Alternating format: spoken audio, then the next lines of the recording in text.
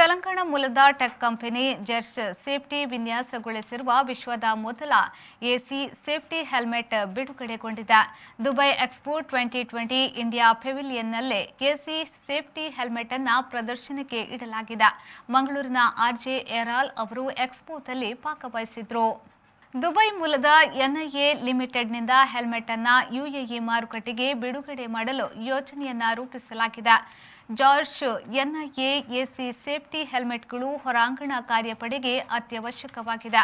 ವಿಶೇಷವಾಗಿ ಬೇಸಿಗೆಯ ದಿನಗಳಲ್ಲಿ ಈ ಹೆಲ್ಮೆಟ್ಗಳು ಹೆಚ್ಚು ಸಹಾಯಕ್ಕೆ ಬರಲಿವೆ.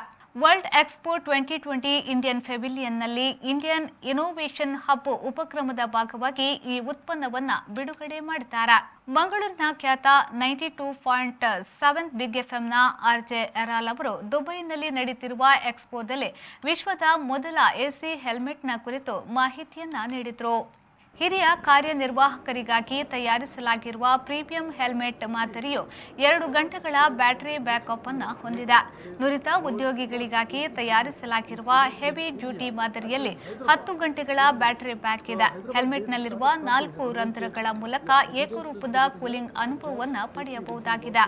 ಇದು ಬಳಕೆದಾರರಿಗೆ ಬೆವರು ಮುಕ್ತ ಆರಾಮದಾಯಕ ವಾತಾವರಣವನ್ನು ಒದಗಿಸಲಿದೆ. ಬ್ಯೂರೋ ರಿಪೋರ್ಟ್, ವಿ4 news, Dubai. We can see this in India as well very soon. The world's first AC helmet, that too by a startup.